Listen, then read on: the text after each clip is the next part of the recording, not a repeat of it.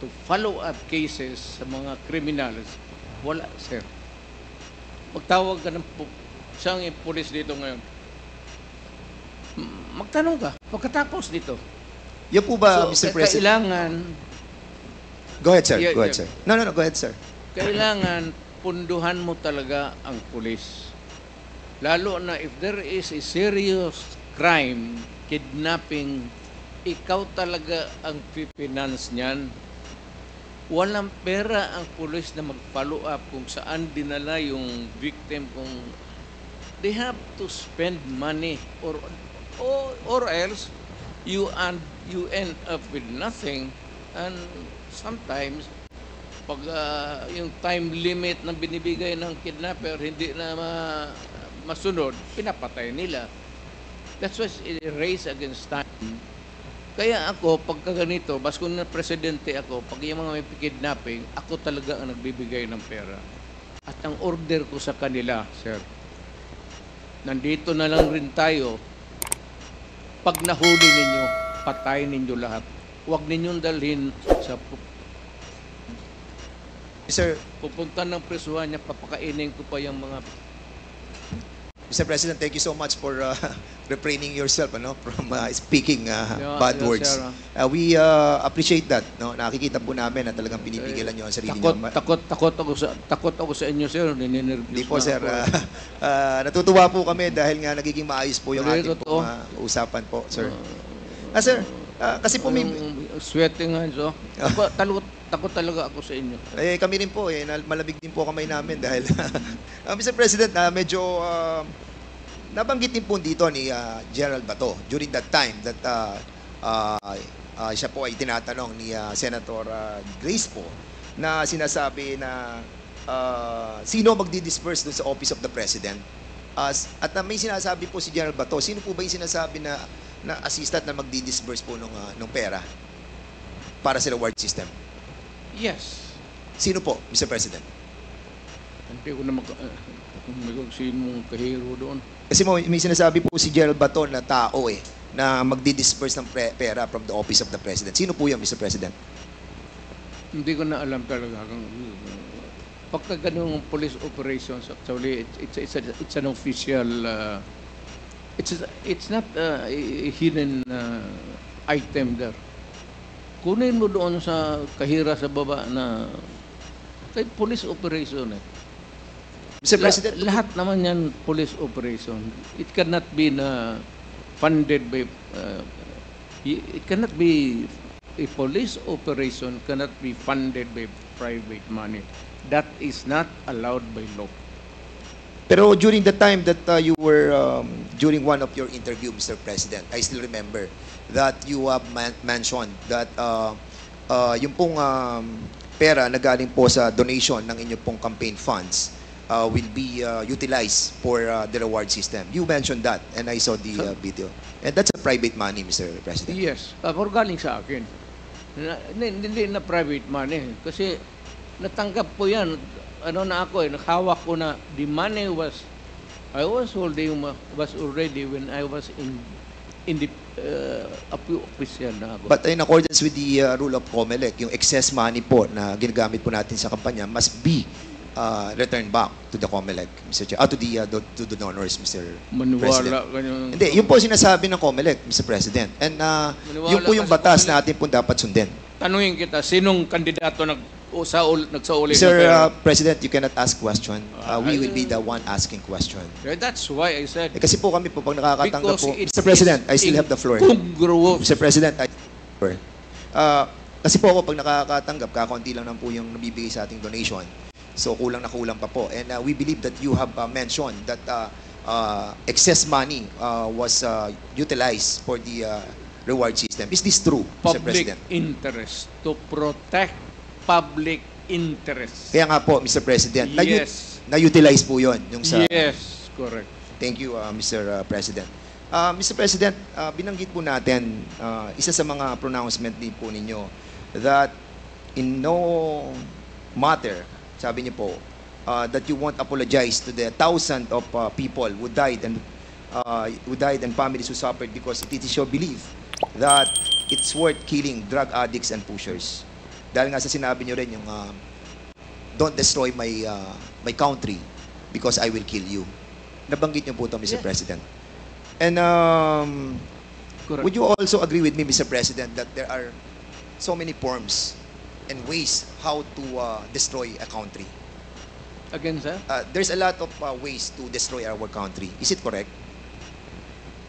There's a lot of ways, Mr. President. Maraming paraan para wasakin po ang ating bansa. Oh, of course. 'Di ba? Hindi lamang po ang pagsugpo sa illegal drugs. As a Yes. matter of fact, Mr. President, Rebellion. yes, correct. Yung pong tinatawag po nating economic saboteurs, yung pong mga sumisira ng ating kalikasan, Correct. yung mga nagpapasok ng mga illegal, yung mga smuggling sa ating pong mga costume, yung pong mga droga na pinapasok, yung mga illegal na bigas, yung pong mga asukal at iba pa. And at the same time, Mr. Chairman, yung corruption also. And at the same time, Mr. Chairman, ito pong tinatawag nating conniving with the different enemies. These are forms and elements in destroying our country. Mr. President, your pronouncement that don't destroy my country because I will kill you. Does this pertains to all of these elements, Mr. Hindi naman. Sir, I was really particularly worried because yung droga kasi ang target yung mga bata. Hindi tayo. Ang droga na distribute dyan sa mga high school, dyan sa mga ano, kung ang next generation ng Pilipino puro bangag at marami nakikita mo dito mga opisyal natin sa gobyerno, nakikita mo mga bangag alam mo na kung sino ang bangag tinatawag nila kaya ako sir I'm just being I was being a father of the city but talagang galit ako sa kriminal. Yes. And would you Naggalit ako sa kriminal. And would you agree with me, Mr. President, that doon po sa inyong war on drugs, yung mga reported, majority of those that were reported killed on war on drugs were not really all drug addicts and pushers? Would you agree with me? Well, because some of those who are really Collateral. in trafficking are not marunong Those in trafficking sa drugs, may utak yun. Yun sila ang nag-traffic ng drugs. And they avoid taking drugs because alam nila na kung malulong sila sa droga, hindi na nila magamit yung utak nila. Mr. Kaya, President, yung yes. sinabi nila na hindi lahat drogista, tama yun. Yung Pero ito po ay mga collateral damage. Sabi nga po, shit happens di ba? Sabi ni Gerald Bato. So, if ever that meron pong collateral damage, meron pong mga shit happens, will you consider this as a failure of the war on drugs? Hindi, sir. I would say that it was a maybe unnecessary death, but a collateral damage is recognized if not, hindi naman sinasadya. Kaya yung in one drug den doon sa Davao City, 4 na Chinese, pinatay ko talaga. Ang problema, may tinamaan na 2 yung nagluluto. Pero yung 4 na in-check na Mr. Chair- talagang pinatay ko. Sinadya ko talagang patmatayin. Mr. Chairman, Mr. President, is that a Admission, yes. admission that you Oo. killed them? Lumaban po sila? Or pinatay nyo silang walang laban? Sinabi ko sa kanila, Hindi, sir, Mr. President, pinatay nyo po ba siya ng walang laban or lumalaban po sila? hindi, lumalaban. Kasi, So- kasi pag raid, siyempre, agawan ng kung anong mapupulot nila, lumalaban, pero I would say that hindi naman lahat lumalaban na mayroong tit for tat. Meaning to say, kung may M16 yung police, may M16 sila. That would be an impossible scenario. Pero kung lumaban, pasensya tayo. Ako sinabi ko, Romy, you not do it because I will kill you. Kung yung naabutan ko doon, kagaya ng 4 na inchik, talagang pinatay ko. 4 po ba yun or 6, Mr. President? 4 po ba yun or 6? Kasi a while ago you were saying 6 po. 4 lang. 4 lang po. So, pwede po na malaman kung sino po yung mga 4 na po yun. Ano pong pangalan po nila? Alam mo, sir, ang lolo ko Chinese. Baka nga yung isa siguro pinsan ko pa yung hindi ko alam, sir. Hindi ko talaga tinanong. Natawa naman ako doon, Mr. President. Kaya dito, ko, ang lolo ko Chinese eh. Lam ang lolo ko. On another topic, Mr. President. Si Garma po ay nagkaroon po siya ng affidavit. At sinabi po niya na meron pong double model na 3 levels of payments. Meron po siya sinasabi sa affidavit niya eh. Ang sabi niya, yung per suspect is killed. Ang binabayad daw po ay 20,000 to 1 million. At sa second level naman po, ang sinasabi niya yung co-plan, yung pong planned na pinapan po yung planned operation. At yung third daw po ay yung pong refund ng operational expenses. Ito po ba sinasabi ni Colonel Garma na pag binabayad doon sa mga namamatay na 20,000 to 1 million, which, by the way, corroborated by the testimony of Tata and Andy, is true? Correct. So, ito po yung namamatay, binabayad po 20,000 to 1 million. Hindi yan, sir. Ganito yan. Hindi, yung po ang tanong ko, Mr. President. Hindi, ganito nga. Sige po. Ito na yung answer ko eh. Sige po. Yung may police operation, alam ng police lahat yan, pinupunduhan ko yan, o ito, for a particular project. Pagka na-accomplish nila yan, sir, may sobra, magsabi ang police officer o lead official, sir, may sobra, hindi na ubos yun. Hindi na yan. For the boys. Yan, sir. Okay, yan, sir. Yan, Mr. President, in some interviews you have mentioned that, and you have spoken about the reward system. And sinabi nyo, patay o buhay? Patay, better. Buhay, okay lang. Correct. Yes, so ibig po sabihin ay mas okay sa inyo kapag patay. Mas maganda kung patay, sir. And that's the reason why we are trying to encourage our citizens to kill all those addicts. No, not addicts. To kill the criminals. Not addicts because addicts are victims of the criminals running the drug syndicates. Mali yan, sir. Mali Mr. yan. Mr. President, Mali kasi there is a report na nagsalita po kayo noong July 1, 2016 that was covered by The Guardian. At sinabi niyo po dito, if you know of any addicts, go ahead and kill them yourself, as getting their parents to do it would be too painful. I am talking of the drug manufacturers and drug dealers. That is a... So mali po I to. don't know who wrote it. I am not bound by it. Huwag mong ano yan, sir. Hindi ko trabaho yan. Get it from my mouth. Because I was the man. Ano po to, Mr. President? Live, ano po to, interview po? Ano po to, Talagang video? sinabi ko, pero hindi tama yan. Nasa video po, Mr. President. Sinabi hindi addict, sabi ko drug dealers and drug pusher. Bakit mo patayin yung addict? Dali mo sa ospital.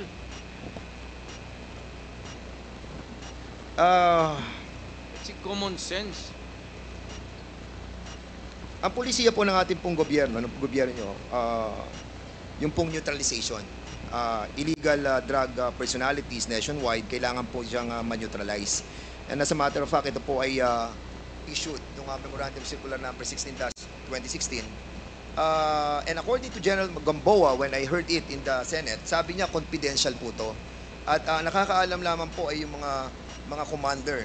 As a matter of fact, yung po sinabi niyo, commander, yung mga chief of PNP ng DDS. Bakit po siya naging confidential, Mr. President?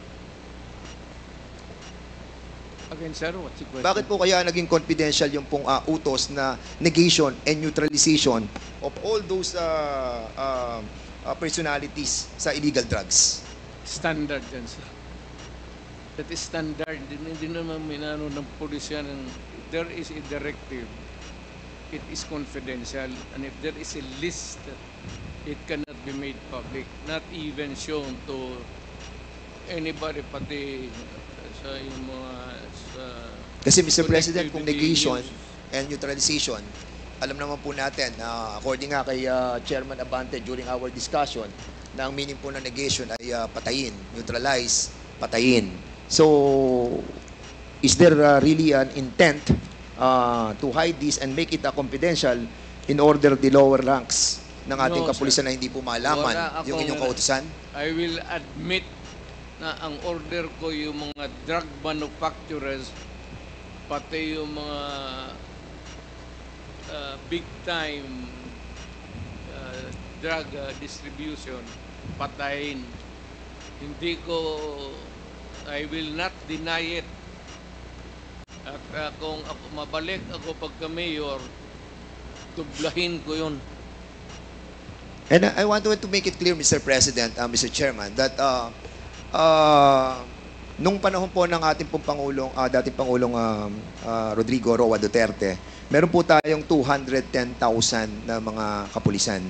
And during that time, kung titignan mo yung mathematical computation, if ever na nagkaroon po tayo ng 20,000 na killed during that time, ay kung magkakaroon po tayo ng ratio na 1:1, ay sasabihin po natin that majority of the members of the PNP ay hindi naman po na-involved dito po sa war on drugs. Would you agree with me with that, Mr. President? Yes, sir.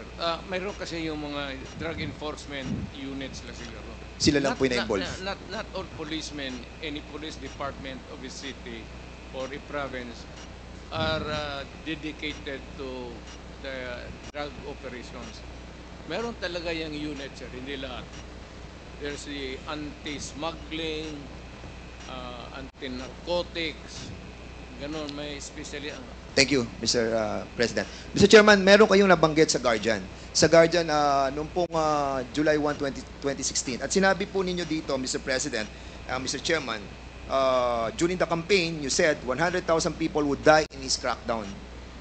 With so many dead bodies dumped in Manila Bay, that fish there would grow fat from feeding on them.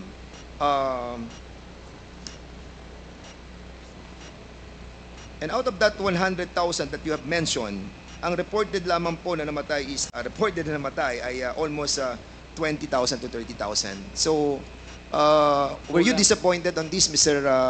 kulang. Kulang? Were you disappointed that it's only 20,000 to 30,000?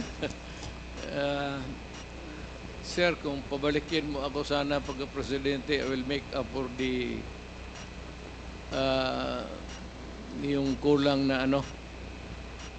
Kawawa naman po yung mga pamilya, Mr.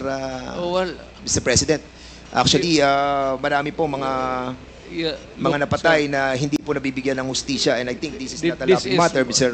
Chairman. This is my message, sir. Yes. Pagka pumasok ka sa droga, pumasok sa krimen, iyo yan. But- iyo yan. Yes, but Mr. President, you manifested. Yes. And they heard me say that do not do it because I will kill you. Yeah, but you manifested a while. Narinig nila Yes, yan, Mr. sir. I understand po. You manifested a while ago that those that were killed during the war on drugs were not all addicts and high-value targets. Iyan ang Kaya hindi po nagmamatch yung... that would be a matter of mathematical ano, sir. Hindi lahat talaga tama ka. Tama ka. Okay. It could not be na lahat durugista or even connected with drugs. And because of this pronouncement nyo, Mr. President, because you have mentioned of the reward system, doon po sa nabasa kong sa news, and if I may, police were outsourcing extrajudicial killings to the same vigilante gang they accused of murder. Officials of the PNP, andyan po, kung mababasa po ninyo, coordinated with vigilantes, selected targets to credit for murders, and on occasion paid for assassinations in the name of the war against drugs. So in other words, Mr. Chairman, because of this war on drugs na pronouncement po ninyo, yung pong anti-drug vigilante group existed because of this tinatawag po nating outsourcing ng mga pulis. Like what happened, Mr. President, nung kami po ay nag-imbestiga dito na si Colonel Santi, who testified under oath and made an affidavit na sinasabi po niya na nag-hire po sila ng killer para po kay General Barayuga. At binayaran po nila ng 300,000 pesos. Will you agree with me, Mr. President, that General Barayuga was a victim of extrajudicial killing? I'm sorry, sir. I'm not. Wala talaga akong maisabi dyan. Hindi ko alam ano sinasabi mo. This happened, Mr. President, during your time. Yeah. But you don't know what happened to General Barayuga? Wala akong Mr. Chairman, kasi po panahon po ninyo to nung mamatay si General Barayuga, and it saddened us kung hindi po natin alam kung ano po nangyari doon sa kaso yun. Yan ang problema eh. Gusto ko rin malaman kasi it was during my time. I am as much interested as you. Kasi Mr. President, General po to. Pero yung utos ko, Opo. inaamin ko. Na ano po? Walang problema yan. Hindi nyo po ba inimbestigahan itong tungkol kay General Barayuga? Wala akong nakialam dyan, sir. Kindly wrap up. Kasi po, Mr. Mr. That is a personal, maybe, I do not. Kasi po si Wala akong na magpatay ng general. Kasi po ito pong si Colonel Hector Grijaldo na siya pong nag-aakusa sa amin that kami daw po ay pinuwersa namin siya, kinuors namin siya, hinaras po namin siya. Siya po ang chief of police ng Mandaluyong when this murder of General Grijaldo happened. General Barayuga happened.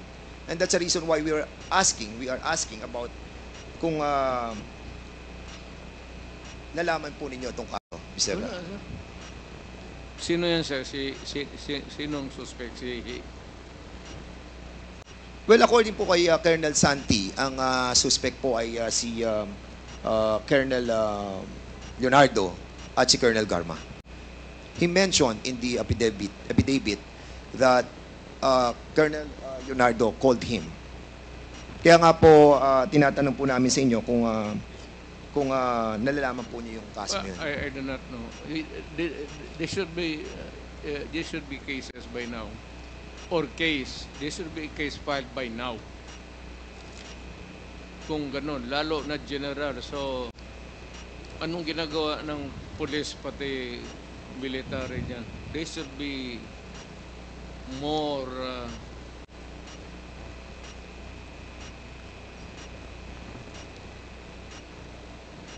more active. Lalo na yung general.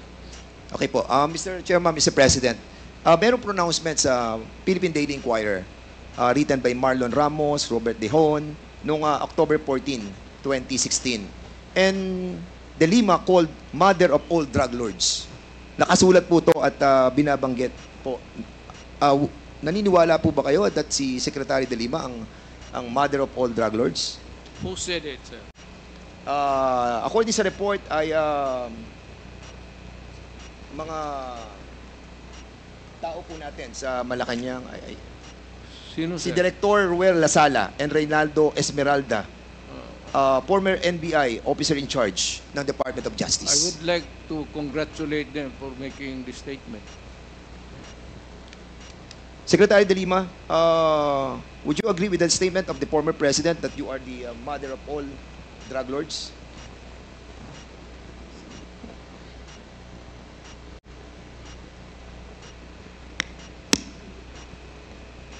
Absolutely false. That is a fictitious, bogus allegation against me. And then they filed cases against me. Kinasuhan po ako nila ng mga kaso tungkol sa droga. Initially, consummated illegal drug trading. Inamend nila into conspiracy to commit illegal trading. 30 kaso yung sinampa sa akin absuelto na po ako dun sa tatlo dahil wala po akong kinalaman sa illegal drugs. Kasama lang ho yan sa naging propaganda nila. Kasama lang ho yan dun sa mga para meron silang isang figure, a prominent figure, at si Senador De Lima ho yun noon, noong 2016, na doon ang magiging atensyon ng bansa, atensyon ng mundo, na itong babaeng ito ay the mother of all drug lords, the believed drug trade queen. Ano pong nangyari doon sa mga nag-akusa sa akin, yung mga believed convicts, mga nung una, yun ang mga sabi nila, kung ano-ano mga sinabi nila, na nag-raise funds ako. Pero kinalaunan, binabawi ho nila yung kanilang mga akusasyon against me. I was cleared of all 3 drug cases. I underwent the whole process. Dumaan po ako sa buong proseso kahit mahirap, masakit para sa akin. Kinulong ako ng almost 7 years na hindi na po nila yan mababalikan dahil sa pagkagalit nung pinaka-mastermind nung pag-persecute sa akin na inimplement nung kanyang Secretary of Justice, si Vitaliano Aguirre, at meron pang mga ibang handlers na siyang mga kumausap dun sa mga nagtestigo against me. So that is absolutely false. That is a slanderous accusation against me. Thank you po. Mr. Chairman, Mr. President, meron po ako nabasa na news observer nung 2017. At ito po news article tungkol kay Las Cañas, who claims he was a former DDS leader and personally killed about 200 people. Sinabi niya po sa Senado, the squad was formed under the guise of an anti-crime unit within the Davao Police. He says, given the task of the team was, he says, given the task of eliminating hardened criminals and later political opponents and journalists critical of Duterte's rule. He alleged regularly took direct orders from sa inyo po about who to kill and how to dispose of the bodies. Las Cañas claims those shocking words: throw them in the ocean or in the quarry, bury them, make sure there are no traces of the bodies, were spoken by Duterte at one of the dozens of alleged meetings with the DDS. The police hit squad was paid based on the value of the targets, he says. So, Mr. President, ang tanong ko po, totoo po ba ang sinasabi ni Las Cañas? Gano'n nyo po ba katagal nakakilala ang taong ito? Storyteller yan, sir. Si Raulo. Pero matagal nyo na po siyang kilala. Pero, police, pero later on, maybe because sa karaming pinatay niya, hinabol siya ng mga kalag. What's kalag in? Espiritu. Ang espiritu ng pinatay niya. Medyo bungog ngayon.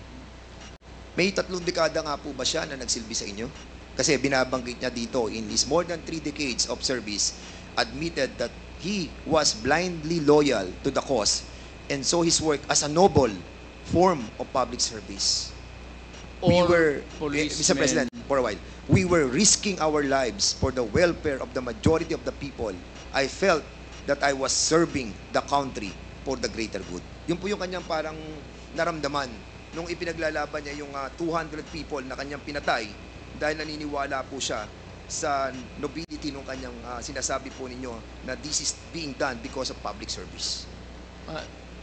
I am now... Yes, sir. May hero complex yung buang na yan. Sino man maniwala ka na istorya na gano'n?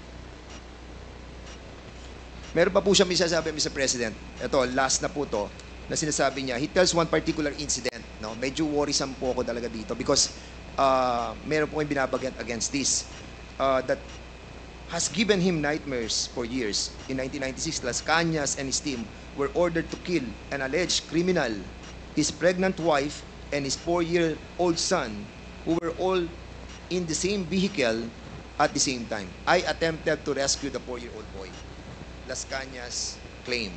But according to our team leader, since the boy had seen our faces, he could recognize us in years from now and identify us. It was on the personal order of Duterte, he claims, that they disposed of the family. Mayor Rudy approved the recommendation of our task force commander in front of us to erase, meaning to kill everyone. That was his specific order, that he okay with it, provided it would be clean. Sir, medyo matas-taas ito lang ano ko, sir. When I was a fiscal, kukunti lang yung sweldo, and I got married, asawa ako, got pregnant, asawa ko, nanganak ako. So, short yung income ko.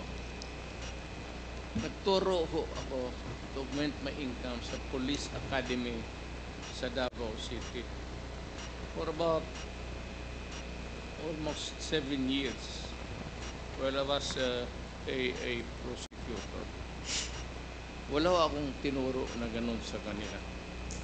By the book, at hindi naman ako gabong hipokrito na magsabi sa kanila, ito ang gawin mo, tapos pagdating doon, sabihin ko sa kanila na iba ang gawin. That's a very complex thing to do kung ako ang tinutukoy mo sa pangyayari niya. I cannot imagine myself of teaching criminal law sa Police Academy doon. Pagkatapos, iba ang sabihin ko sa kanila sa likod. How? Mr. President, if I may, no? Sinabi rin po ni Las Cañas dito that kayo raw po yung Lord of all drug lords. Ano pong masasabi niyo po dito? Ano po? Kayo daw po ang Lord of all drug lords. I cannot. Ikaw, alam mo man ako, sir. Papabili siguro ako ng mga aspirin, gano'n, pero Paki-explain po properly, Mr. President. Hindi po namin masyado maintindihan. hindi ako dadating ng pagka-presidente, sir, kung gano'n ako. Sir, can you kindly tone down your voice? Oh, yeah, yes. We're just trying was to... just no, emphasizing Mr. President, the we're just point asking that to clarify your alam ng statements. Pulis, alam ng lahat ng tao ng Pilipinas, mayor ako, hindi ako dadating ng pagka-presidente kung ganun ako katurpe. Hindi, sinasabi That's your lang po last namin, question, Mr. President, Congressman kung Fernandez. kayo po yung Lord of all drug lords na sinasabi po ni Arturo Las Cañas. Yun po ang tinatanong ko. Mr. President, okay. Lastly, Mr. President. That's your last question. Yes, Again, last na po to. Congressman Dan Fernandez. Mr. President, meron po kayo sinabi nung 2016 sa interview nyo po that you have planted evidence during your time as a fiscal. Is this true? Hindi po totoo. That's garbage, sir. So yung pong nasabi nyo sa video, hindi po siya totoo. Alam ng mga pulis yan. Yung planting of evidence. Hindi talaga ako. Kasi Mr. President, yung po yung napanood ko at sinabi nyo po kasi. Kaya kami naman po ay, we are basing on the video that we have seen at nakita po namin yung sinasabi nyo na nagpa-plant po kayo ng evidence and we wanted to find out. Kasi yung pronouncement nyo po was construed by the members of the PNP organization that they can do freely the planting of evidence. That's illegal. And I said I was teaching them criminal law. Yeah, but the problem, Mr. Criminal President, evidence. is your announcement or your pronouncement that you have done that, yung sa planting of Kung evidence. hindi yan sa libro, sir, na tinuro ko, hindi totoo yan. Siguro, ipakita lang po natin yung video. Yung last na po to para at least... days. We planted evidence. We arrested persons but we released them but telling him that it was this person who squealed on him. And then when he goes out but killing, then we said that it was this fellow who really did it, who did you in. We first planted the intrigues so that we would know where they were from, where they came from. It was not until I was the favorite whipping boy. So, Mr. President, hindi po totoo yung nasa video po. Ano po, Mr. President? Totoo yan. So, nagpa-plant po talaga kayo ng evidence? Well, that was a part of the strategy as a mayor and as the leader of the law enforcement agency in the city. Thank you, Mr. President. At maraming po salamat, Mr. Chairman, and I'll be yielding back my time. Salamat, Congressman Dan Fernandez. Mr. Chair. The next to interpolate Mr. Chair. is, what is the pleasure of In connection, isang tanong lang po in connection kay sa mga katanungan ni Honorable Dan This is in Fernandez. relation to Congressman Yes. Dan Fernandez's... Yes, Mr. Chair. Okay, please, you have 2 minutes. Mr. President, magandang hapon po. According po sa inyo, sa mga pangako nyo ng kampanya na tumatakbo po kayong presidente, na lilinisin nyo po yung ating bansa para sa ating mga anak. Pangako nyo po yun. Pero Mr. President, sabi po ng mga kapulisan, at according din po sa mga news report, 21 po na mga bata, mga kabataan, mga bata ang namatay as a result of your war and drugs. Ang tanong ko po, Mr. President, is this to you still a collateral damage? What is your basis what's the basis of your statement? Mr. President, according po sa mga report po ng kapulisan at saka sa news report, meron pong 21 na mga bata na namatay as a result of war and drugs. Ang katanungan ko po, Mr. President, yung 21 na bata po ba na namatay is resulta po ng collateral damage? What particular report are you referring to? Katulad po sila Ron J. Furio, bumibili ng barbecue sa Santa Ana. Where? Sa Santa Ana po, Manila, nabaril po ng dalawang riding in tandem targeting local government councilor Roberto Pudal. At meron din po isa rito, si Danica May Garcia, targeting her grandfather, Maximo Garcia. Isa rin po sa known na suspect na nagtitinda ng droga, Mr. President. So what's your question? Ito rin po bang mga bata na ito na nadamay at namatay dahil sa gera po sa war and drugs, do you consider din po ang mga kabataang ito na collateral damage? Damay pala, collateral damage. If they were not the intended target, what can we do? Can you control the direction of the bullet when it comes out of the barrel of the gun of the police and it will hit a person, go through the body of that person and hit another person? Kaya Mr. President, alam mo, kung may police, I'm now a civilian, kung may police magpatay ng bata, maasahan mo, mismo dyan, babaril. kaya nga po Mr. President, do you consider them as collateral damage? Yes or no? Collateral damage. So wala tayong magawa. And do you take responsibility para po ba sa mga ito? Well, of course. If it is the job of the police doing his job, may collateral damage na tama, akin yan. Bakit po? Hindi naman ang bala, hindi naman namimili yan eh. Thank you, Mr. Chair. So, correct. Thank you. I ask you full responsibility. Thank you, Mr. President. Thank you, Mr. Chair. Thank you, Congressman Kong Hun. The next to interpolate is Congressman Raul Manuel. You have 10 minutes. Thank you, Mr. Chair.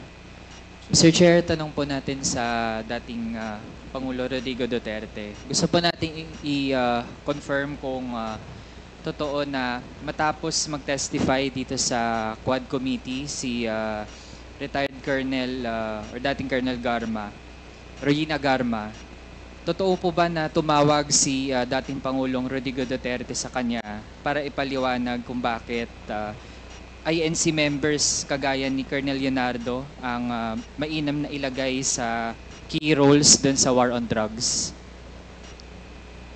I will not do it. And I will never do it. And I did not do it. Hindi ako mag-explain sa pulis kung ano ang ginawa niya. Ikaw ang managot niyan, hindi ako. Kung may order ako sa pulis, gawain mo yan. At pagka pumutok yan, iyo yan. Huwag mo akong turuin dito kasi trabaho mo yan as a pulis. Hindi kita kailangan. Sabi ko nga, 2 taon ako nagturo sa Police Academy, including criminal procedure and evidence. Hindi lang sophisticated, raw lecture lang. Pero hindi ako nagsabi ng turo ng gano'n ka-stupid. I mean, you should maybe medyo habulin mo ang utak ko, Adre. Hindi ako ang presidente kung... Hindi ako. Mr. Chair, linawin ko lang yung tanong. Yung tanong ko po ay kung totoo ba na tinawagan ng dating Pangulo si Colonel Garma matapos mag-testify ni Colonel Garma dito sa Quad Committee. Hindi nga. Bakit ko siya tanungin? Sarili niya yung trabaho. Siya ang managot. Why would I call anybody? You are a policeman, policewoman, do your duty. Kung nagkaletse-letse yan, you explain to the judge. And if you are not believed by the court, then you go to jail. That is your duty. That is your destiny. Mr. Chair, karugtong po niyan, tama po ba na pinaliwanag na kaya napili si Colonel Leonardo para sa isang key role doon sa war on drugs ay dahil mapagkakatiwalaan siya sa pera? I do not give money to people. Wala nga akong pati hindi pagsayangan yung... Alam mo, kung may pera man ako sa city government, I'd rather buy rice for the... Yung police, may sweldo yan. Kung may operation, magsabi sila, bigyan ko. That's the most that I can do. Kasi magsabi, out of the province, out of the city, you would need gasoline. Alam mo ba, baka, what time malaman mo? Alam mo ba na noon ang police walang gasolina? And there are seasons na walang gasolina ang police. Alam mo ba yan? Mr. Chair, muna. At yung mga... Mr. Chair, I think nabanggit na po yan kanina doon sa sagot sa mga 1 minute dati nating mga mambabato. Kinig ka muna kasi... Dali lang po. Suspended po muna tayo. Okay, hearing is resumed. Again, I'd like to remind our resource person and our members to please maintain our decorum. Kung meron po magtataas ng boses, kung maaari po, medyo ibaba po natin yan dahil gusto po natin ay matiwasay itong ating committee hearing sa ngayon. Congressman Manuel, please proceed. Thank you, Mr. Chair. Mr. Chair, sa dating hearings ng Quad Committee, retired Police Colonel Edelberto Leonardo confirmed na merong reward scheme for police personnel under the drug war of former President Rodrigo Duterte.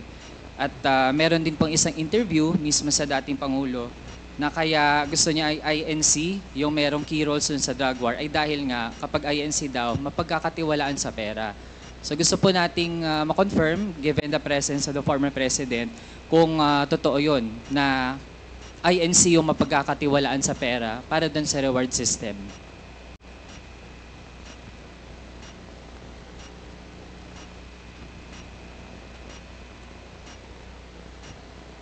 The reward system. Ganito yan. Lahat ng governors pati mayors ginagawa yan.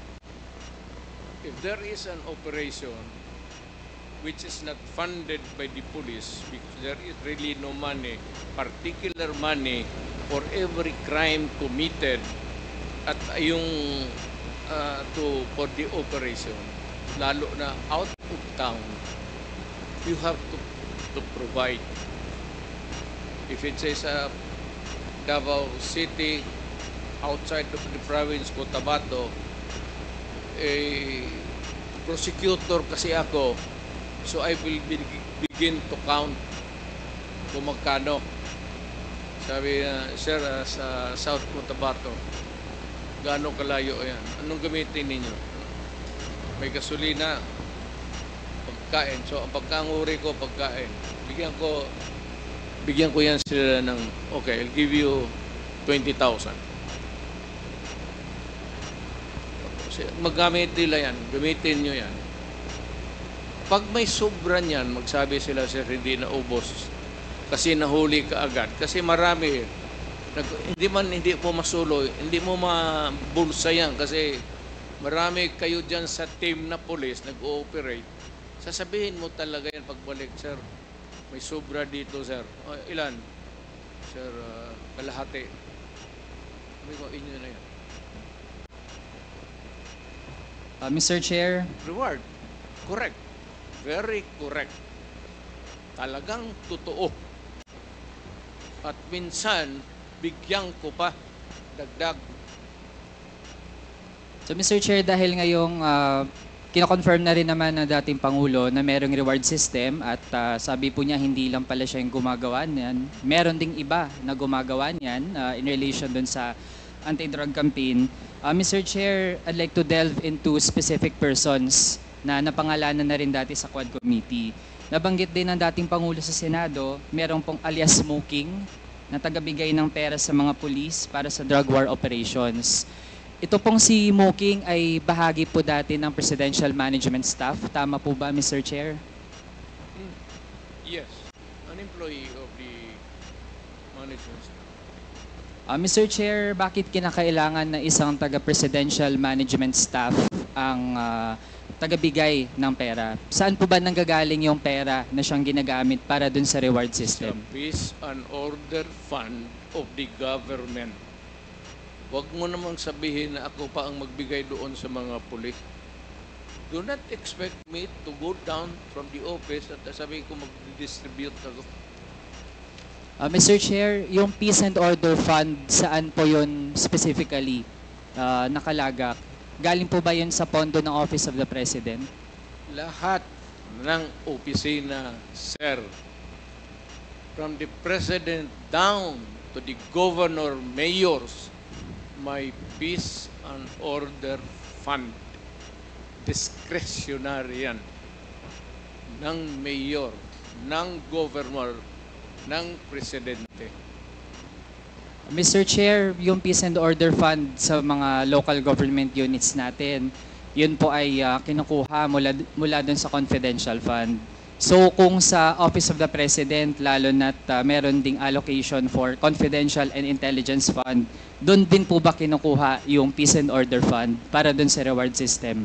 I will not answer your question. I do have to make an accounting of what I did as President. That's official and personal to me. Mr. Chair, bahagi ito ng ating gustong siyasatin dito sa Quad Committee kasi kanina din naman po ang banggit lahat ng mga nagpapatupad ng ganitong operations. Yun yung source, Peace and Order Fund. Pero kailangan malinaw din saan talagang item, anong allocation po yun. So kung sa mga LGU, malinaw naman, confidential fund. Pero sa Office of the President, dahil po actually ay iilan lang naman yung mga line items doon. At kung meron dyan na pinaka-swak para dun sa Peace and Order, yun po ay Confidential and Intelligence Fund. So gusto po nating ma-confirm lang, dahil po nalaman natin meron talagang reward system at merong pinanggagalingan yung pondo para dun sa reward system. Sir, sandali. Medyo papahingin mo lang ako ng 1 minute suspension. kaya tinawag yan, sir, ng intelligence pati confidential. Kaya huwag kang magtanong kung anong confidential ginawa ko. Confidential nga eh. I am protecting the interest of the Republic when I dispense confidential funds to the military and the police. Do not make me account for something which I cannot do legally. That is not allowed by law. I am prohibited from doing it. Mr. Chair, I believe hindi tayo pwedeng sabihan dito sa committee na hindi tayo pwedeng magtanong lalo sa mga bagay na relevant dun sa ating investigations. And Mr. Chair, I was not even asking kung sino yung mga hanggang sa level ng mga regional police units, sino-sino mga nakatanggap. I was simply asking yung nature ng paggamit ng pondo na iyon. And Mr. Chair, there's nothing in the joint circular on confidential and intelligence funds that says that we cannot ask general questions, Mr. Chair. Kaya kung ayaw po tayong sagutin dun sa ganong mga bagay, then I think that's actually an indirect admission na dun talaga nanggagaling at ayaw lang pong specify ng ating resource person yung nitty-gritty. Pero yun na po yung nagtutugma yung Peace and Order Fund na pwede talagang kunin doon sa Confidential and Intelligence Fund na actually ay lumobo ng sobrang taas sa ilalim po ng term ng past administration. So actually po, we gave our resource person a chance to answer pero nagdi-deviate po mula dun sa paano talaga sana sagutin ng diretso kasi simple lang naman po yung tanong kung dun ba kinukuha. Okay, let me answer you. Chance to answer. You are asking as if you were from the COA. Hindi ka naman COA, hindi kita sagutin ng tama kasi wala rin akong alam. COA, kailangan mo ng report, so you have to bring the papers. You're asking questions that are pertaining to COA. Ano? Hindi naman ako COA. Mayor ako tapos presidente. Sige, Mr. Chair, I won't belabor the point pero tingin ko ang mga kababayan natin yung makakahusga. Malinaw naman po na wala po sa aming dalawa yung taga-COA pero mismo po nasa memorandum circular din naman na dapat ay ipatupad ng COA na dapat ay kung mayroong mga ahensyang nabibigyan, nag-grant ng Confidential and Intelligence Fund, dapat po hindi nga yan para dun sa mga extrajudicial killings na kumitil ng buhay ng mga kapwa nating kabataan, magiging yung tens of thousands ng mga pamilya na actually ay hanggang ngayon nagdurusa at walang hustisya. So, kasunod nating tanong, Mr. Chair, dun sa paano ba nabubuo yung mga drug lists ng itong tina-target ng war on drugs ng dating administrasyon. Sino po ba yung mga nagbuo ng drug list? At ito yung mga kasama dun sa tina-target ng war on drugs ng dating administrasyon.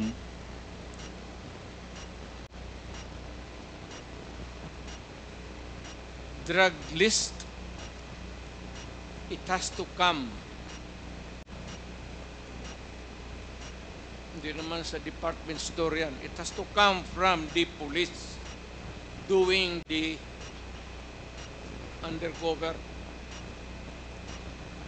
Mr. Chair, yung mga napangalanan dati dito sa Quad Committee kagaya ni na Colonel Leonardo, bahagi ba sila ng mga nagbuo nitong drug list? I don't know where he, hindi ko alam ang unit niya in particular. I only know that he's a policeman. Pero hindi ako nagtatanong kung saan siya galing, from where, kung saan siya nagtrabaho from one unit to another in the course of their being a policeman. Marami yan silang dinaanan. They are not just there diretso. So, yung tinatanong mo should be answered by Leonardo, not me. Mr. Chair, lalo na't ang drug war ay ang number one reference nito ang pronouncements ng dating Pangulo. Kaya po, we have every right to ask our resource person tungkol dun sa pagbubuo ng mga drug list. Mr. Chair, ano po ang vetting process bago ma-finalize yung mga drug list? Ano pong pinagdadaanan? Halimbawa, may nagsabi, ito, involved to sa kalakaran ng droga. Paano po natitiyak na yung final na version ng listahan, yun talaga ay yung mga merong sapat na batayan para masama dun sa listahan? Wala akong vetting committee as president or mayor. Trabaho ng pulis yan. Hayaan mo sila sa trabaho nila. Tama man o mali, kanila yan. Ako dito sa aking trabaho, tama o mali, sagot ko. Pero yung vetting, bakit? What? Ang mayor mag-vet pa? You want to say that I have to, tatanong pa ako ulit to make a second investigation or a second guess? Do you expect me to do that? Mr. Chair, Wala ka bang mayor na kilala? Magtanong ka muna. Mr. Chair, exactly, precisely. Kaya po tayo nagtatanong kasi kung walang vetting process, paano po yun kapag meron palang nasama? Sinama lang halimbawa ng isang pulis dahil tingin niya mataas yung reward, kaya mainam na patayin nila yun kasi sasabihin lang ng dating Pangulo na siya bahala. Tapos pag napatay, makiklaim yung reward at okay lang kasi hindi talaga na-check kung yun ba talaga ay merong key role dun sa illegal drug trade. So with that, Mr. Chair, sabi din po kanina kasi yung mga high value targets, yun talaga ang dapat mangyari dun, patayin. So Mr. Chair, gusto nating malaman, lahat po ba ng mga high value targets dun sa drug list na hindi na vet, lahat po ba yun ay merong unlawful aggression na ginawa noong sila ay gustong tugisin ng pulis? Again?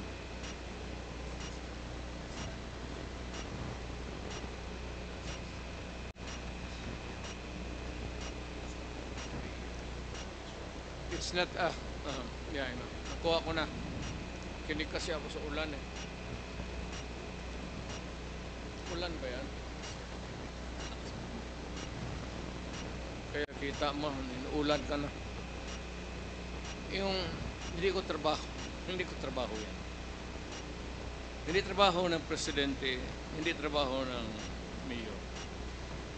I do not have that kind of duty. Kaya ako may military ng presidente, may police. Anong mayor ako, may police ako. Yun ang trabaho nila. Ang trabaho nila, the end game is really to produce the name of persons who are in the drug industry. Kaya dito sa Manila, when I became president, Mr. Chair, nagde-debate na po dun sa do not tinatanong interrupt me natin. because I am answering Mr. Chair, the the question. answer is not directly in line 1 with the minute question. suspension. Hearing is resumed. Again, I'd like to remind everybody na pwede po patapusin natin magsalita ang nagsasalita bago po tayo magtanong po ulit ng kasunod na tanong. Para lang ho malinaw at maayos ang ating hearing, yun po ang paulit-ulit po nating sasabihin. So, Congressman Manuel, you have 3 more minutes. Please proceed. Thank you, Mr. Chair. Mr. Chair, ganito po kasi ang tanong natin kasi nung kinlarify natin kung may vetting process ba yung dun sa mga drug list, sabi naman po wala. Kaya halimbawa, kapag ang pangalan ay nalagay dun sa pagiging high value target na mataas yung reward para sa ganung mga tao, kahit hindi pa yan dumaan sa tamang proseso, ang goal na po kaagad ay patayin. And actually, sa nakaraang Quad Committee hearings, Mr. Chair, nalaman natin meron nga abogado nasama dun sa high value target, tapos pinatay ng pulis. Kaya Mr. Chair, gusto kasi nating malaman kung ano ba talaga yung nangyayari dun sa mga operasyon. Kaya ang unang tanong po natin, kung meron po bang unlawful aggression dun sa lahat ng mga pinatay. Yun lang po yung tanong natin, Mr. Chair, para ma-establish po natin talaga kung may merit ba na ganun yung order, na kapag high value target, ang goal dapat ng police, patayin sila.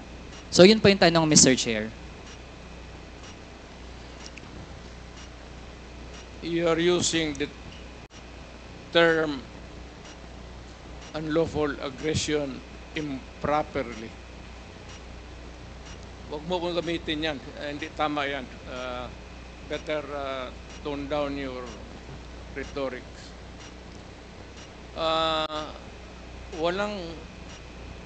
Walang Pilipino, Ms. Sir. Mayor ako, na presidente ako, I would never allow anybody to kill an innocent Filipino. Pag ginawa mo yan,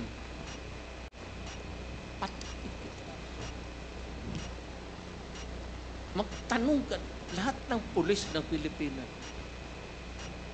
Pagka pumasok ka ng kidnapping, pinatay mo, patayin talaga kita. Hindi kita bubuhay. Ngayon, ibig mong sabihin na hindi, what I'm trying to say is that we are not employees of government out there going about their duties, especially the police.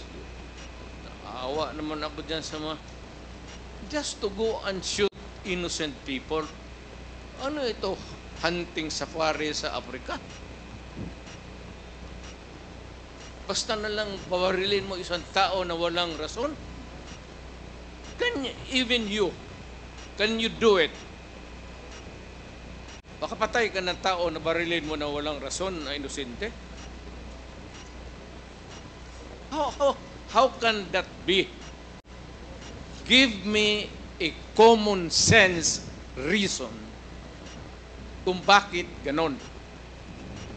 That you presumptuously,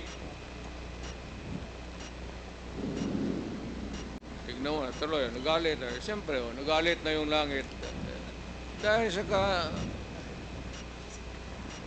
tatanong mo na,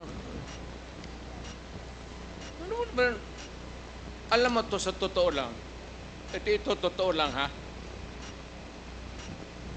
marami akong pinatay na pulis sa Davao na kriminal. Magtanong kayo sa Davao, mag-go around. Ano yung ako mismo ang talagang humirit. Harap-harapan. Marami akong pinatay na pulis na gago na mag-kidnap, mag-rape, tapos magpatay.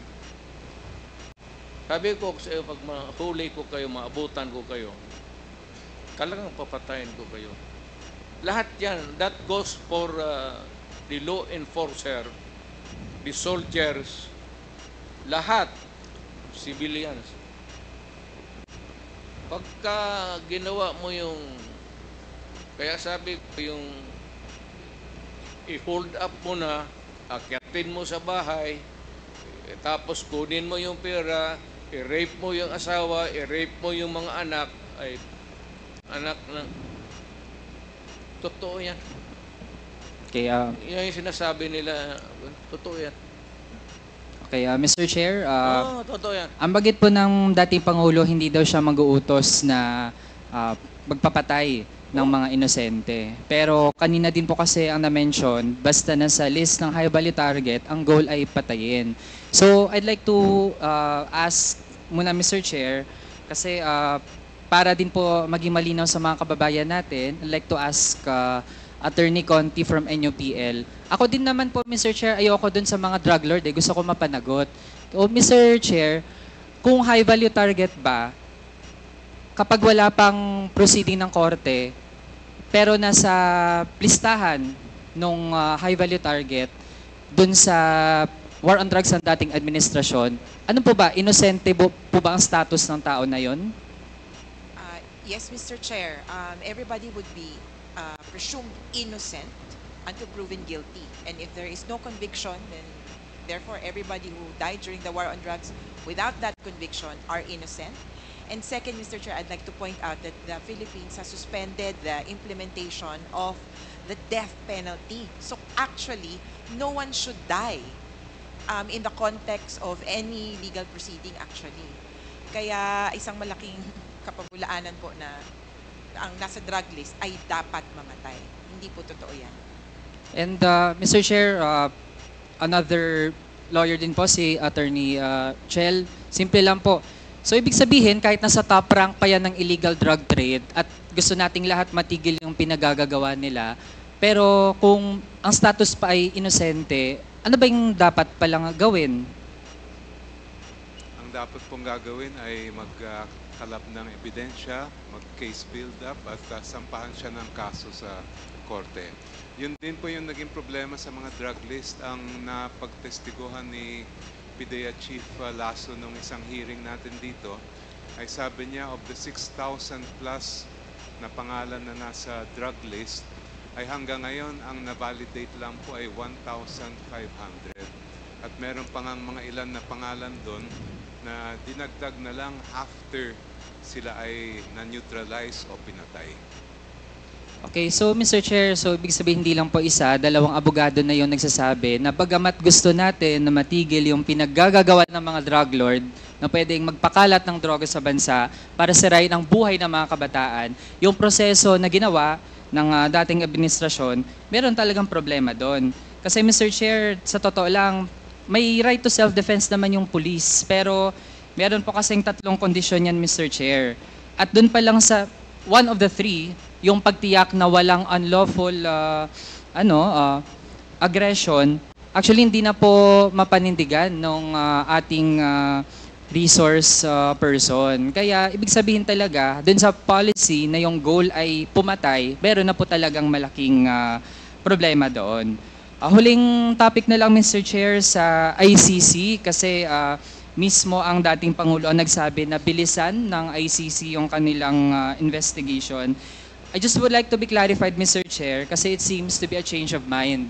Kasi nung patapos na ang term ng dating Pangulo, June 25, 2022, the Office of the President slammed the plan of the ICC to resume investigation dun sa naging war on drugs. So, gusto lang po natin maging malinaw, Mr. Chair, na dati ay ayaw po ng dating Pangulo dun sa ICC, pero ngayon ay okay lang na mag-investigate po yung ICC. Tama po ba ang narinig natin kanina, Mr. Chair?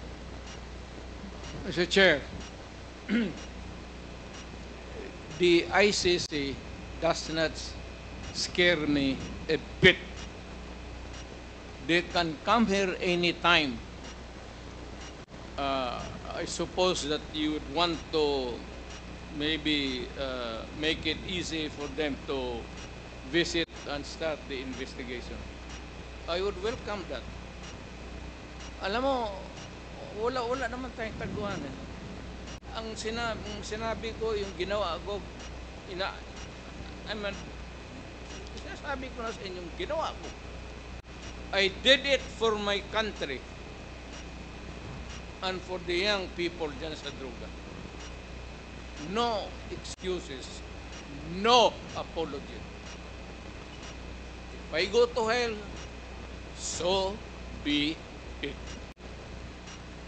Mr. Chair, hearing that, ibig sabihin po ba ay willing ang dating Pangulo na isubject yung sarili sa investigation and all processes na gagawin ng ICC in relation dun sa kanyang war on drugs? bigyan mo ako ng pera, ako nang punta ng ICC doon.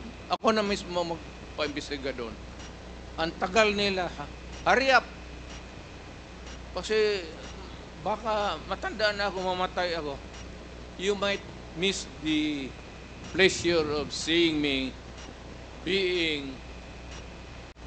standing before a court and hearing the judgment, whatever may be.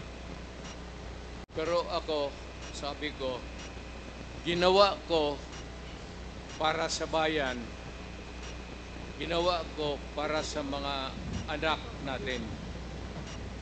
Hindi, you never know kung ano yung resulta sa mga droga sa mga bata. You'd never know the sacrifice of the parents. You'd never know the misery. And kita mo naman, sa lahat ng Pilipinas. And you'd never understand the suffering of a parent or a brother or sister na nakita niya naggunggong na ang anak niya. Pinaaral mo, kindergarten, grade school, high school, pagdating sa college, bigyan mo ng droga tapos nagunggong na, and you render the human being inutil. Yan ang masakit sa akin nung na-mayor ako. Kasagsagan yun ng droga. Hindi ko katanggap-tanggap. Kaya kita papatayin talaga. Prangkahan. Hindi ko matanggap. So that's your last question. Ikaw yun.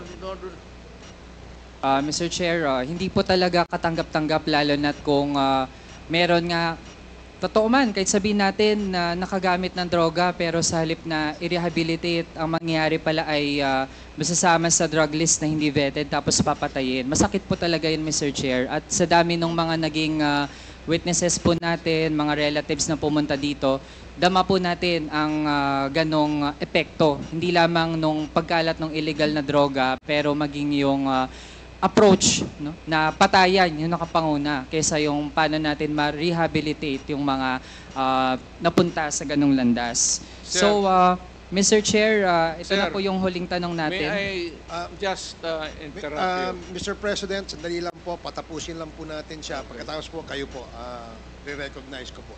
Sige, please, wrap it up. Thank so you, that, Mr. we Chair. can Mr. proceed. Chair, huling tanong kasi lumitaw din naman na ang dating economic advisor ng former president na si Michael Yang ay actually involved sa illegal drug trade. So gusto po nating matanong kasi ang postura po ng dating Pangulo ay staunch enemy of illegal drugs, pero malalaman natin, Mr. Chair, na ganun pala ang ilan sa mga aktibidad ng kanyang economic advisor. So gusto po nating malaman, alam din po ba yon ng dating Pangulo na mismo ang economic advisor niya ay involved sa illegal drug trade? Are you really sure? We had lots of evidence po dito sa Well, hearings sa Kamara. Produce one now. The records of the House of Representatives can suffice. He's going around until now and making friends with everybody. Lahat ng mayor yan dinedicate. Ganon ang mga in-check. Lahat ng businessmen sa China, mainland China, pag nagdigosyo, nagdidikit yan ng mga politiko, especially the mayor. Hindi ako namimili kasi lulo ko in-check eh. So ano bang problema ko kung maglapit yan dito, puro kriminal? Magipag-inuman ako ng kriminal. Pagkatapos niyan, barilin ko. Wala mang problema sa akin yan. Pakainin ko, tapos pagbusog na, lasingin ko. Tapos, tatapon ko. Kaso Mr. Chair, hindi lang po Ganun yun lang- kainuman. Mismo, lang yung presidential economic advisor, ganun pala ang ginagawa. So it seems like parang naging mafia po ang gobyerno natin nung nakarang administrasyon. And with that, I end my interpellation, Mr. Chair. Thank Mr. you. Chair, kung buhay pa yan, ibig sabihin, hindi yan durugista. Hindi ko itataya yung pagkatao ko. Salamat. Mayor, presidente, tapos mag-ano-ano ka ng, ano lang, Okay, salamat po, Mr. President. Thank you, Congressman Manuel. The next to interpolate is Congressman Johnny Pimentel. You have 10 minutes. Thank you, Mr. Chair. I would like to direct my questions to the former President. Magandang hapon po, Mr. President. Nung mga nakaraang hearing po, meron ho pong mga resource persons na nagsumite ng kanilang mga sinumpang salaysay. So ito po ang tatalakayin po natin ngayon. So unahin ko na po yung affidavit ni Colonel Ruyena Garma. Mr. President, kilala ho ba ninyo si Colonel Ruyena Garma? yes sir, pulis ng Davao yan. Yes. According to her, you have known her since 2012 to 2016 when she was assigned as station commander in Sasa and Santa Ana Police Station, hindi po ba? Hindi ko I cannot remember the correct, But she is acquainted with you. Totoo po itong paragraph number 7 that you were acquainted with her. I will accept that. Now, on paragraph 6, Mr. President, Mr. Chair, which I will read. In May 2016, I received a call from then-President Rodrigo Duterte at approximately 5 a.m., instructing me to meet him in his residence in Doña Luisa, Davao. Totoo po ba ito? Yes, sir. Yes. Now, on paragraph 8 po, Mr. President, Mr. Chair, sinabi po niya na doon po sa meeting niyo, he requested that I locate a PNP officer or operative, indicating that he needed someone capable of implementing the war on drugs on a national scale, replicating the Davao model. This Davao model referred to the system involving payment and rewards. Totoo po ba na ito ang pinag-usapan nyo sa meeting ninyo noong May of 2016, Mr. President? Sir, it's really pretty obvious na I'm talking to a single person and would be inviting another one to join her in the fight against drug. There is the drug enforcement law of the police. That's the unit that is properly empowered to sila yung pumupunta sa akin offering information. So hindi po ninyo napag-usapan itong sinasabi niya na nagpapahanap po kayo ng isang tao na operatiba coming from the PNP na magpasimuno nitong ikang Davao model po. Yung INC, sir, ang isa kasing affidavit. I will go into that, Mr. President. Yeah. Anyway, nung Mr. President, sinabi po niya na initially, nung tinanong mo po sa kanya kung meron po siyang may re-recommenda na tao, ang sabi po niya, wala siyang kilala. But eventually, yung paragraph 10, however, I recalled my upperclassman Edelberto Leonardo, who was handling the CIDG group. So ito po yung inirekomenda ninyo, ni Colonel Garma sa inyo, na magpasimuno po nung Davao model. Totoo po ba ito? Sir, hindi sir, because in every police department, meron talagang unit na nag-handle niyan. Drugs, o smuggling. Pupunta yan sila doon sa akin, sir, offering information. Sabi ko, sino pa ang nakaalam? Is there any other police operative who can collaborate your statement? Because I need validation. Naghihingi ng pera, sir, for operation. Hindi naman ako magbibigay ng pera sarili ko. It's always government money. So, pag may kanong dinajaming mo ako ng istorya na ganon, I need to corroborative statement. Anyway, sabi ko, Mr. hanap ka ng- President, nagpatuloy pa po siya na sinasabi ho niya na there was a meeting between sa inyo po doon sa DPWH Panakan, Davao. Ang nandun po ay yung si Bakay, Pilela, Grijaldo, Tuson, Indueñas. Ito po ay members po ng Class 97 PNPA and Class 96 PNPA. Totoo po ba yun na nakipag-meeting po kayo dito sa Class of 97 PNPA and Class 96 PNPA doon po sa DPWH in Panakan? Yes, sir. I do not remember the occasion. But I remember that there was, or almost everybody was there, including the military. Nagipag-usap ako separately from the military pati police kasi hindi magkaintindihan. But in that meeting, I was talking to the military, then to the police. Separate sila, pero... During that meeting po, Mr. President, hindi naman po ninyo napag-usapan na gagawa ng task force regarding war on drugs po. Hindi ho nyo napag-usapan yun during the meeting dun sa Panakan, sa Davao, between the Class PNPA of 93 and 96. 97 rather. I cannot do that, sir, because alam mo naman na only the police can create units or divisions in the police department. Hindi tayo empowered niyan. We are not allowed to create units there. It's not allowed by law.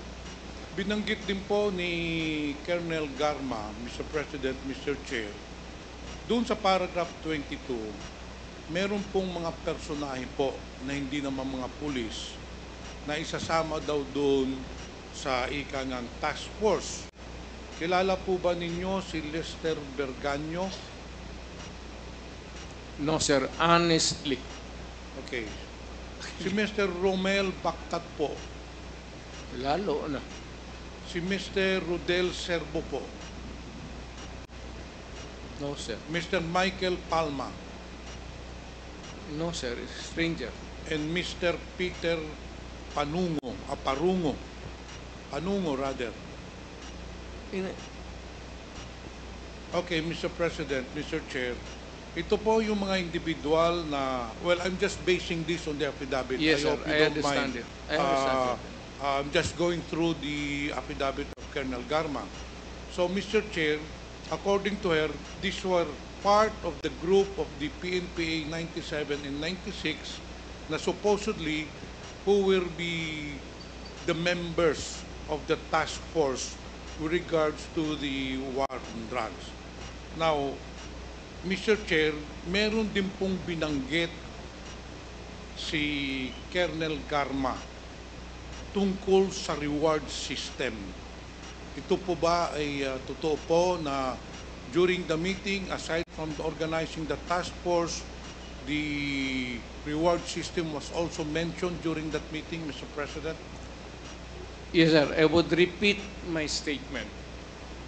If there is a police operation that would need money, at lahat, alam naman ng lahat tayo dito sa gobyerno, there is no ready money for instant, there is an incident of kidnapping and there's a hot pursuit going on, naghahabulan sila, sir. Kailangan nila ng gasolina, pati pera. Nagbibigay tayo ng pera. I pro-police talaga ako. Kaya ako rin nagturo talaga sa police kasi pro-police ako. Alam ng Pilipinas yan. Okay, thank you, Mr. President. Nagsumiti rin po si Ruin Garma ng supplemental affidavit. Doon pa sa supplemental affidavit niya, sa paragraph 5, and I will read. I became aware of the so-called Davao Death Squad through various sources during my assignment in Davao. It was common knowledge among officers that almost all station commanders had special teams designated for specific operations.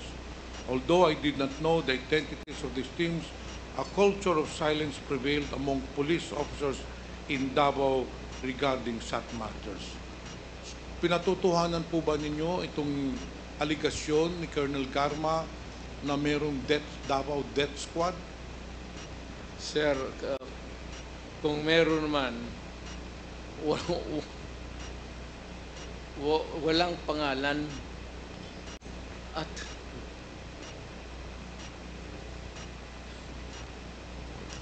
And then, Mr. President, I will deny it's a very, pardon the word, but it's a very stupid allegation. Okay, Mr. President. Now, on paragraph 17, dun sa supplemental budget niya, she goes on to mention, kasi binanggit na po niya na may reward system nga dun sa Davao. She also mentioned the Davao Death Sir, Squad. kasi hindi mo kasi ako binigyan ng panahon, sir. Meron talaga, sir. Meron ako, may reward. Pagka yung big crime solution kaagad, bibigay. Not very natural sa mayor yan, sir. That is where I was going, Mr. President. For the boys. Yes. Ganun. On paragraph 17, Colonel Garma states that for the deaths of suspects, Sunny Bindoventura provided direct payments of 20,000 to station commanders with no signed documentation required. Itong si Sunny Bindoventura, kilala po pa rin ninyo? He is a policeman who was with me for almost until now, retired na for 21 years. Sometimes, tinatawag ko siya mag-drive sa akin, sir. Pero itong yung sinasabi ho, Mr. Chair, Mr. President, ni Colonel Garma, paragraph 17, na nagbibigay daw nung reward payment direkta dun sa mga station commanders na amounting to 20,000, si Sunny Bindoventura daw po ang nagbibigay. Totoo po ba yun? Kung ang tanongin mo ko, sir, hindi totoo yan. Kasi kung sabihin mo, galing ang pera sa akin, ipasa ko kay Bindoventura para ibigay doon sa station commander, that is a very long story. Ako na ang magtawag ng station commander, ako na magbigay. Okay. Mr. Chair, Mr. President, ang isa po nagbigay ng sinumpaang salaysay is si Colonel Joby Espinido. Kilala ho niyo ba ito? Yes, sir. Well, binanggit po niya doon sa paragraph 35 ng sinumpaang salaysay niya na sinumiti po noong August 25, 2024. Ito po, and I will read po. I know that there was a reward of 20,000 pesos per kill in the drug war. So in short, Mr. President, Mr. Chair, itong statement po ni Joby Espinido, kino-corroborate din po dun sa statement ni Colonel Garma na nagbibigay po ng 20,000 pesos for every kill. Totoo po ba yun? No. Every crime that is solved, whether it is really it resulted in a killing or nahuli, sir, basta yung droga, mainit ako, sabi ko, nagbibigay ako ng reward. Pero it does not presuppose na magbayad ako ng 20,000 para patayin yung drogista. Nagbibigay ako talaga, sir, ng alam ng lahat yan. I support the police. And if, kung malaki ang nahuli nila, binibigyan ko sila ng tip for the boys. Mr. President, Mr. Chair, isa rin pong binanggit ni Joby Espinido itong operations kay Mayor Rolando Espinosa. Was the killing of Mayor Rolando Espinosa related to the operations against drugs po? No, sir. I do not even know the person. And if there's the killing, it's beyond me. He also mentioned, Mr. President, Mr. Chair, doon sa paragraph 19, sinabi po niya, there was an operation po against Mayor Rinaldo Aldong Parayunog of Osamis City. Was this also part of the war on illegal drugs, Mr. Mr. No, wala President? pakialam, sir. But I know that the Parahinogs were, patay na kasi. I do not want to, lahat na ng maisip mo na kagaguhan ng isang gangster. Actually, they served the search warrant on July 30, 2017, and after the operation, 16 people were killed in these police operations po, yung kay Paruino. This was according to the affidavit of Joby Espinino. If it was in Davao, In Osamis po. wala akong ano din sir. Hindi ko na teritoryo yan. Okay, dito naman po tayo, Mr. President and Chairman, Mr. Chair. Doon po sa may nangyari pong patayan noong August 13, 2016 sa Davao Penal Colony involving 3 Chinese prisoners. Ito po yung mga Chinese na kinulong po doon sa Davao Penal Colony. Ito po yung mga Chinese chemist yata. Now, accordingly, it was an operations led by Colonel Garma, inutusan si Arthur Nasolis. Pero ang pinaka-importante po, ito po ay sinumpaang salaysay ni Colonel Jerry Padilla po. He was the superintendent at that time nung nangyari po ang patayan dun sa Dapicol. Hindi ko na po iisa-isahin to dahil marami pong magtatanong. Ang iano ko na ho, after the killing, according to sa supplemental supplemental affidavit of Colonel Jerry Padilla, pinuntahan po niya yung mga pumatay na si Leopoldo Tan o tsaka yung si Mr. Magdararo para hulihin po doon sa selda kasi doon po pinatay sa selda yung 3 Chinese prisoners. Nung papalabas na po sila, nakaposas na po yung Chinese prisoners. According to Colonel Jerry Padilla, he received a call from you daw, congratulating him doon sa namatay na 3 Chinese, and sinabi pa raw noon ninyo, a job well done. Totoo po ba yun? Hindi sir. Hindi ko kilala yung tao. I would never talk to a stranger, lalo na yung mga ganun. It's not only, it's dangerous. I would only talk about these things, about yung killing, to a few confident, but they're all sa taas, police officers. And I would just give the direction. But sometimes I say that kung lumaban, patay na lang ninyo. Patay, ito yan ang totoo, sabi ko. Pag lumaban, patay na ninyo para tapos na. Kasi kung makakulong, kalabas yan, problema na naman. Mabuti lang sana kung ordinaryo nga.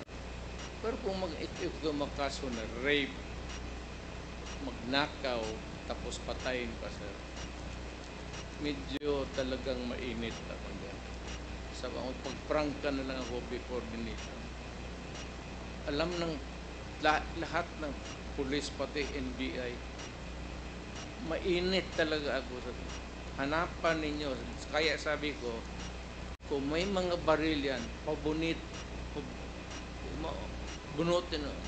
Meaning to say, make a scene na kailangan, pag sabi mo, arestado ka, padruhin mo muna ng baril. At barilin mo. Patayin mo na para wala na akong hold upper na hahanapin pa bukas. at wala nang ma-rape, wala nang manakaw, at maganda na ang syudad ko. Ang mga residente, at least, wala nang, hindi masyado takot. They Anyway, can walk the streets Mr. at President, night. this statement of Colonel Jerry Padilla was corroborated by a certain Mr. Leopoldo Tan, yung isang PDL na pumatay, kasi nagsama na po sila doon papunta sa opisina ng admin office ng Dapicol, and nag-corroborate po si Leopoldo Tan na indeed tumawag daw po kayo kay Colonel Jerry Padilla. I just want to inform you that it was just corroborated by Leopoldo Tan. Alam mo, sir, hindi mo dapat gawin yan. Alam mo bakit? Pag ganun yan, sir, tinitape ka. Alam mo yung police na gano'n, tinitape ka. Pagka nag-istorya ka ng mga gano'n, sasabit ka talaga. Hindi ko ginagawa yan. Kung may instruction man ako, kung may gusto man akong patayin, tawagan ako. Isang tao, isang officer. Patayin. Wala nang lalo ng rape, nakaw, rape, tapos nasa kulong. Thank you, Tapos, Mr. President. Thank you, Mr. Chair. I have no further question. Salamat. Thank you, Mintel. The next Chair. to interpolate, Mr. Chair, short interjection, Mr. Chair. this is again in relation to the questions being raised by Congressman Pimentel. Yes, Mr. Chair. You And have 2 some of minutes. the questions raised by the Honorable Manuel. You have 2 minutes. Thank you, Mr. Chair. Magandang hapon po, Mr. Chair. Magandang hapon, former President Rodrigo Duterte. Naiintindihan po natin na, of course, the former President, when he was mayor, when he was President, hindi po naman talaga niya ima-micromanage yung mga betting, yung mga validation, yung mga numbers, yung accounting, ika nga.